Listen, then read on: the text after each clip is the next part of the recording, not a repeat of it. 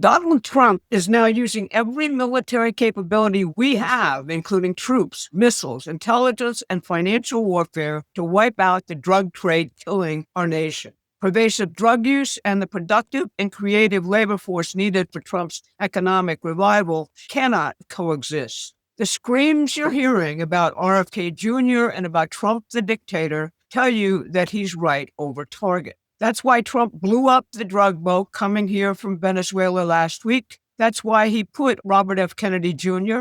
at HHS and Scott Bessent at Treasury. We have entered the shooting phase of a real war on drugs. Now, Trump responded to the manufactured hysteria by posting this on Truth Social Saturday morning.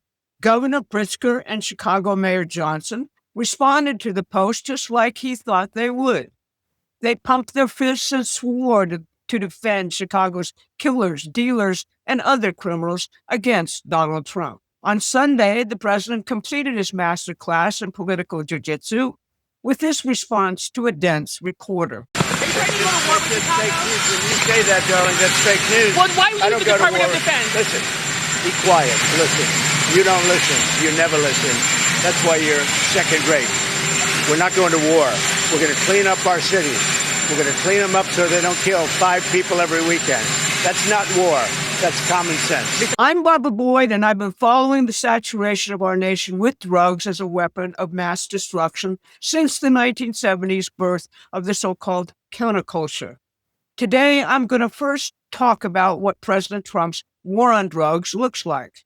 Then I'm going to explore the reason drugs are a favorite weapon of the modern British financial empire.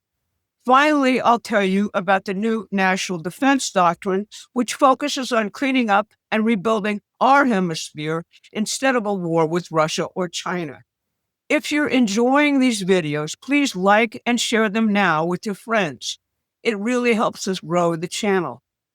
On day one of his presidency, January 20th, 2025, Donald Trump declared war on the drug cartels, designating them as foreign terrorist organizations. He describes their activities as different from organized crime because they have a convergence between themselves and a range of extra-hemispheric actors, from designated foreign terrorist organizations to antagonistic foreign governments. Second, they have complex adaptive systems, characteristic of entities engaged in insurgency and asymmetric warfare. And third, infiltration by foreign governments across the Western Hemisphere. This was the clearest statement of the national security threat posed by the cartels ever. The drug plague is not about personal weakness or simple mafia profit. It is the weapon in a deliberate cultural war to take out the United States. The British Empire has used drugs as a tool of subversion and finance throughout their histories, starting with the Opium War against China. Trump clearly sees 4 fronts in this war. He is now taking military action directly against the drug cartels wherever they operate. He has issued secret orders to implement this military plan, according to a New York Times report from August. The second front is the terrorist infrastructure. That consists of London and Wall Street money laundering banks and hedge funds, the promoters of drug use, whether in the medical establishment, the foundations, or in the Canadian, Mexican, Venezuelan, Chinese, U.S., or other governments. He tariffs both Canada and China to curb the fentanyl trade and is pressuring Mexico to cooperate. He's looking at cutting any federal funding to any foundation or private organization promoting drug use. He has installed warriors like RFK Jr. at HHS and Marty McCary at FDA to eliminate the complicity of Big Pharma, Big Health, and the universities. The third front is the retail street dealers and criminals who control entire swaths of our major cities. Almost all crime and homelessness in these areas derives from a lack of productive employment and the drug trade. Trump is sending the National Guard and the feds to clean this up. The fourth front is Trump's reshoring of our manufacturing, scientific, and industrial capacities and his campaign to beautify and rebuild our cities. Retrieving the productive identity and creativity of Americans, our can-do spirit of technological optimism, and allowing beauty to be observed every single day, cures the pessimism at the heart of drug use. Now, my colleagues, both present and former, have written definitive books about Dope Incorporated, the British-based company which has been in the drug business for purposes of both subversion and profit since the 19th century. You can find the links in the description. I just want to talk about three people today: Bertrand Russell, Aldous Huxley, and George Soros. The three of them together describe the cultural attack our nation has suffered since our elites declared the post-industrial society in 1971 and sold us out. Here is Lord Russell in 1951 in his work, The Impact of Science on Society, describing the future as he saw it.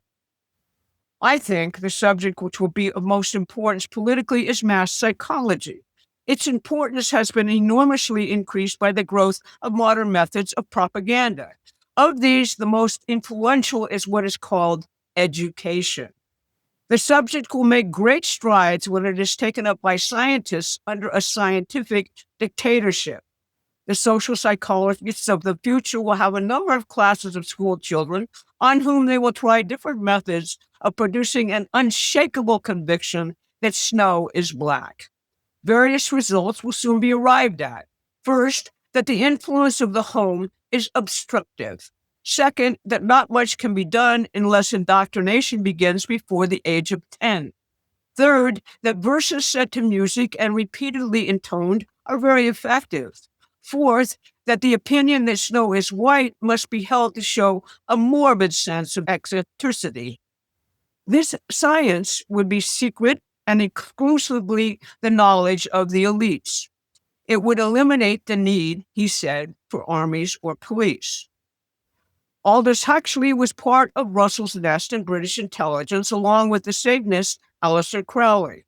He played a huge role in the 1970s counterculture. Speaking to a 1961 conference sponsored by the Voice of America, Huxley said the following: "There will be, in the next generation or so, a pharmacological method of making people love their servitude and producing dictatorship without tears, so to speak. Producing a kind of painless concentration camp for entire societies so that the people will in fact have their liberties taken away from them, but will rather enjoy it, because they will be distracted from any desire to rebel by propaganda or brainwashing enhanced by pharmacological methods." And this seems to be the final revolution. George Soros' career has been sponsored at all times by major British financiers, including the Rothschilds and the Queen. He has played a major public role in implementing this policy in the U.S. and Latin America, along with the U.S. and British governments. From 1979 forward, Soros, through his Drug Policy Institute, led campaigns for drug decriminalization and legalization. When you hear someone say the war on drugs is a waste of money and an offense to personal freedom, that's the manufactured belief this campaign created. In addition, Soros, the National Endowment for Democracy, and USAID led campaigns throughout Latin America to overthrow nationalist governments and support the drug cartels. This picture, showing the head of the New York Stock Exchange embracing Raul Reyes of the drug-running FARC in Colombia, speaks 1,000 words. Donald Trump has defunded USAID and is attempting to defund NED and has Soros under investigation. Our latest round of drug subjugation began when the FDA, the CDC, and Big Pharma green-lighted the prescriptions of opioid painkillers to the victims of deindustrialization and the gig economy. The biggest outbreaks were in the formerly industrial and agricultural heartland of the country.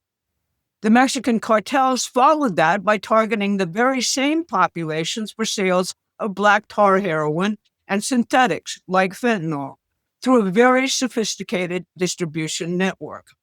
I don't think the Mexican cartels conducted surveys of where to find popular despair in the United States.